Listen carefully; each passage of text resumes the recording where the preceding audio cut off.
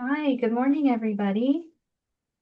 Welcome to our celebration of women in construction this morning. We're going to do some things that are a little bit different because this is a really special week for us women in construction. So you're going to find that you have the ability to unmute your microphones because we may have a little interaction today in our presentation, in our discussion, and our celebration of the nominees that were submitted to us over the last couple of months and weeks leading up to today and to this week. So thank you for taking a little bit of time out of your day as we celebrate women in construction this week. No matter where you are in the country, it should be WIC Week.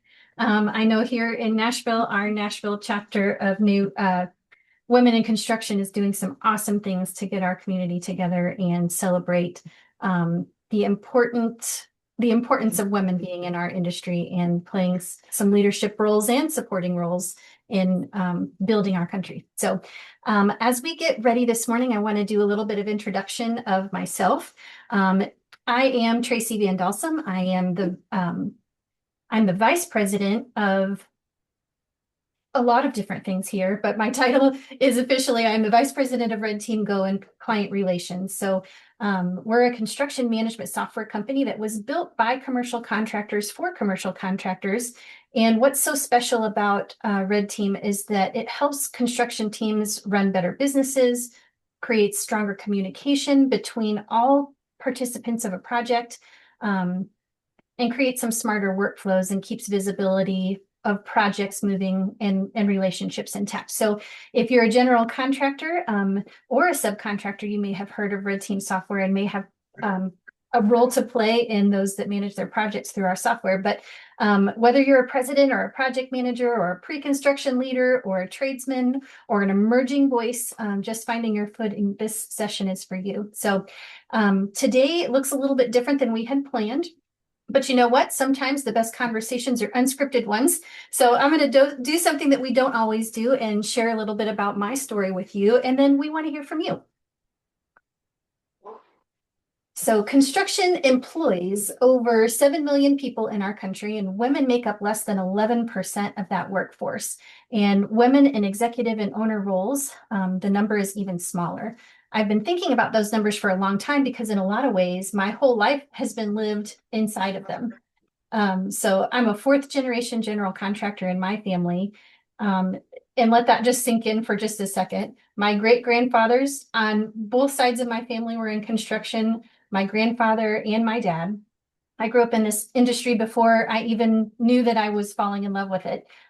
Job sites were just a part of my life. I remember going from job site to job site with my dad.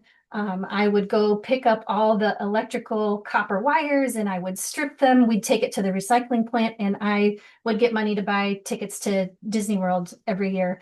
Our family did that. I collected cans. So I recall the smell of freshly cut wood as buildings were going up. And I still love it to that day. And I think that in a lot of ways that was part of what led me down my path into construction to begin with.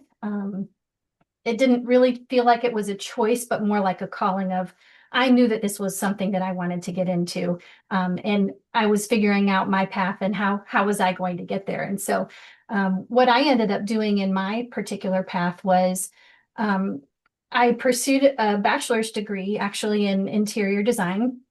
I had an idea in high school that I wanted to be an architect that spent time on interiors, worked with builders and architects to help bring interior spaces to life. That was kind of what my passion was in high school. And so I started to take drafting in high school. And I can probably still draw in a perfect 1/4 inch scale. That was when we drew in 1/4 inch scale.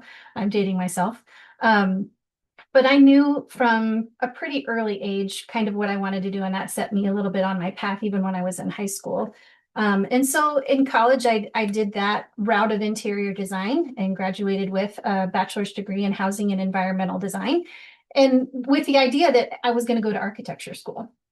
And I went to go sit for my interview for architecture school, which was going to be a 3-year master's program. And as I got in there and we got talking, I was going to have to repeat a lot of classes that I had taken in my undergraduate degree program. And it just wasn't sitting well with me and just kind of felt like it wasn't, wasn't the path I wanted to go down after all. And so I ended up walking across the hall to, I saw a sign on the outside that said construction program. It was actually in the School of Architecture. I went to the University of Oklahoma. And so I just poked my head in the door. I didn't know at the time that I poked my head into the dean's office for the construction master's program. And I said, hey, how do I learn more about your program? And he was like, well, come sit down. So we actually had a conversation, which ended up being my entrance interview. And he was like, well, you start in the fall. So that's kind of how I accidentally fell into the construction path for myself. And when I got done with my master's program, I found that I actually had the same degree that my dad has. And so that's something that's very special to me, and that I get to continue on my family legacy, being a fourth generation general contractor in my family, and continuing the legacy that is so ingrained in my particular family. So I pivoted, found my way into the construction program, and then something clicked, and I was where I was supposed to be, and I kind of didn't ever look back from there. So it's very special to me. I ended up being a project manager for a small commercial construction company here in Nashville, Tennessee, called Mark IV Enterprises, for about 4 years. And when I was there, we started to adopt technology as a part of our construction management processes and our project management processes. And so at the time, I helped our company implement what was called Pasker construction management software, which today is RedTeam Go. Our platform still very much the same and living and breathing today, just reskinned and owned by a different company than we once did. We got acquired by RedTeam about a little over 4 years ago. And so RedTeam also shared that same story that Pasker began with, that we were developed by commercial contractors for commercial contractors. And so we had a very similar origin story, and that just felt right. So here we are. I accidentally fell into the software side when our company closed. Our owner retired and closed the business. And so then I was like, well, where am I going to go find a job? I was pregnant, as I know several of you have families and have kids, and the challenges that brings for us in this industry in and of itself. But I was pregnant at the time with my first child. And I was like, who's going to hire somebody that's 2.5 months from wanting to take a maternity leave? And so I was presented with a really big challenge that I know a lot of us have in this room when we want to have both a career and a family. And at the time, I didn't really have any good mentors in my life that could mentor me through that particular challenge. So I charted a new territory and found myself in a new position. And I was like, well, hey, I really enjoyed using this software, but I'm not a salesperson. So I didn't know what to do. And the owner of the software company ended up calling me and saying, Traci, I don't want you to sell it. I want you to teach it, because you know it inside and out. And so that kind of allowed me to take a career path into construction tech that I never saw for myself in my future, which has been the biggest blessing in getting to know so many of you, getting to know so many different kinds of general contractors and the unique challenges that you face every day. And as trade contractors, the unique challenges that you face in a day-to-day, and the transparency that we need to have in our projects to keep them running efficiently. And I think what nobody tells us when we get into the construction industry is how male dominated it is. And how sometimes, if we're not bold enough, that can be intimidating and silence us a little bit. But one of the things that I find kind of silly about myself, which I think is really a superpower, is that I do tend to look at people like, these are just people. They're just normal people who have normal lives, who run businesses, and who are in the room because they have walked the path that they've walked. And so I don't feel intimidated a lot of times when I walk into a room full of men. I feel very comfortable there. And I think that has helped me to gain my own footing as we've charted down this path of being in an industry that's predominantly been a very male dominated space. And I've been in those moments. The reflection is fun at times, to think about, when I started my career 25 years ago, how different it was even then to what it is today, and how more inviting the space is and has become over the last 2 decades, because of the women that have gone before us and started to pave that path for us. So I think what keeps me here, and keeps me in this industry is that I have found some mentorship, and I've been fortunate enough to have people in my life, inside and outside of construction, who saw something in me and said so. They weren't afraid to give me honest feedback. They helped to open the doors and say, now it's your turn to walk through it. And I've had some female mentors in my life and some male mentors in my life who have done that for me. And I've gotten to stand on some big shoulders, that helped me in my career today. Two of the biggest mentors that I've had in my life have been my company owners, right? I worked for a woman-owned construction company here in Nashville, Tennessee. And so being able to watch her, and honestly, her daughter is also in the industry, Tanya Jones and Mercedes Jones. I don't know if anybody here in Nashville knows them, but being able to have them at a very shaping time in my life. I was young in the industry. I worked with them when I was between 26 and 30 years old. And so still very impressionable, and still watching how these two powerful ladies maneuvered in their own spaces and helped to teach me and train me in ways to walk into a room as well, and show up in that space. And then also, one of my mentors, Pat Whalen, who was the owner of Pasker at the time, has continued to be a mentor of mine for over 20 years now. And watching him navigate the space, he was a commercial general contractor and owned his own business for 20 years before he jumped into the construction technology space, and we charted some new territory together for over 20 years in the contact space. But being able to work with them and have them feed so much into my life, and allow space for me to ask questions and to cry when I needed to cry, and to help say things to me that gave me courage, and helped me be brave in certain situations, to stand up for myself and to ask for things when I needed to do that, and helped me find my voice and helped me find my confidence in being where we are today as women in this industry. So I would just encourage you to find those people who help to lift you up and mentor you, whether that is a group of women that you meet with on a regular basis, or you have individual personal relationships with single mentors that can help coach you and continue to feed into your life, who can champion you in this space and help you get credibility and get to know people and network where you may be entering into a new space. And so I would just encourage that. So we're going to open it up. I want to hear a little bit from you guys, and hear from you on what some of your biggest challenges that you're facing right now as women in construction. And we're going to have just a little bit of fun dialogue before we get into the introductions of our nominees for this special week. But I think Katie has unmuted everybody's microphone, so you should be able to raise your hand and unmute your microphone, and let's take a little bit of time and hear from you guys in our audience about what your biggest challenge that you have as being a woman in construction has been. I'd love to hear from you. Who wants to go first and be brave? Somebody does. I'm going to start naming names.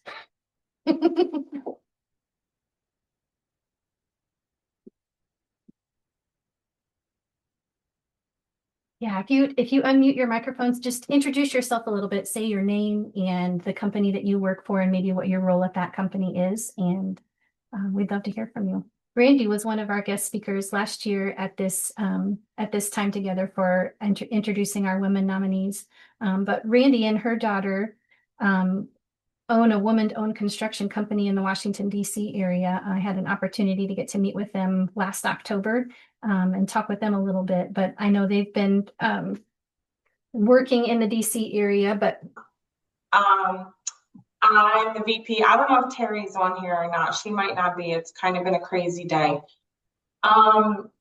Yeah, we have plenty of challenges being women in construction. Our most it's not really pertaining to being a woman in construction, but our most challenging issue right now is permits. All of our projects are waiting for permits. Um, and that seems to be one of our biggest challenges right at this moment. Yeah, that's a big one. I think no matter where we are across the country, I think we can all agree that permitting is a gigantic challenge and the Yeah, speed at which is takes forever. yeah. And everybody just complains. And, the higher ups are always like, okay, we're working on this, we're doing this. And it just seems to be the reoccurring, never ending problem. Yes, I agree. Okay, well, thank you, Randy, for joining. We know all of you do amazing work in our industry today, and so we're going to take a moment to celebrate you guys. And we're going to list out the honorees um, for our Women in Construction Week this week. Actually, Katie, will you go back one slide? Let me have you guys have some time to scan this QR code that will pop up for you. But if you want, we're going to share this slide deck out at the end of our presentation. My LinkedIn profile is right here if you want to get to know a little bit more about me and a little bit more about RedTeam software. If you are a general contractor in our space, I am going to do a shameless plug for our software here. Because it would be bad if I didn't. We are a construction management software tool that honestly, I couldn't do my job as a project manager without. If I were to go back into the industry, I would have to go work for somebody who was using technology tools in their project management processes. And so we've got some really amazing platforms. And if you're in that space and you're looking for a construction management software, we would love to talk to you and see how we can come alongside you and continue to help you streamline your processes. And if you want to grow your business, streamlining your processes will for certain help you do that. So scan the QR code. You can book a meeting with us today and learn a little bit more about who we are. And now, drum roll, that we will go into our nominees. So, all right, our Red Team Construction Awards. We're going to honor you guys. Let's go ahead and move forward. We've got Candace Somerville of Outside the Box LLC, Jessica Hernandez at A Point Construction. And we are going to share all of this on our social media, so you guys will have some time to come in and read a little bit more about these nominees and their role in the construction processes. Kelly Klein with La Rosa Construction. They are one of our Red Team users out in California. Terry Egley with Integrity Construction. We just talked to her daughter, Randi, and they have a construction company in the Washington, D.C. area. Terry is the owner, and Randi should be next at Integrity Construction. And she helps to run the accounting side of things there with Integrity Construction. Next, we have Annette Bain at Bainco LLC. Annette has been working with clients from the accounting side, but she specifically does accounting for construction companies. So congratulations to Annette for being an honoree today. Kathy Crow with Wharton Smith, also a Red Team user in the Orlando area. Congratulations, Kathy. Joanne Carabas with Ironfish Construction, also Blackfin. They've got two sides of their business out of the also out of the Alexandria area in the Washington, D.C. part of the country. Congratulations to Joanne. Linda Elbin with Willow Construction. Congratulations to you. Michelle James with Grace Construction Group. Jessica Krasinski of She Builds Infrastructure. Congratulations, Jessica. Nicolette Stockwell with Tangible Developments LLC. Congratulations, Nicolette. Brittany Buck with RC Matthews. She is our NAWIT president here in the Nashville area, and she is, I'm sure, all kinds of busy this week with WIC Week here in Nashville, but congratulations, Brittany. Erin McDaniel with Synergy Commercial Construction. Congratulations, Erin. To Lisa Williams with Breeden Construction, also a Red Team family user. Congratulations to Lisa. Penny Cedar, Habitat for Humanity in Seminole County. They have been a big Red Team user with their Habitat for Humanity in the Orlando area. Congratulations, Penny. Thank you. Rachel De Oliveria of Pro Rails USA. Congratulations, Rachel. And that brings us to the end of our honorees. We had 18 this year, so thank you to those of you who nominated these women to be honored today. And congratulations to all of you who have been honored and for the work that you're doing in our industry. You guys really are truly trailblazing the way and helping to pave a way for the women in construction that are coming after us. And I can't wait to continue to watch how all of the changes continue to impact our industry for the better because we play a role in this space. So thank you so much for taking a little piece of your day with us to celebrate women in construction. I hope you guys are doing some fun things and getting to go on some job site tours here this week with your local chapters of Maywick, or any others that are celebrating and inviting you into their space this week.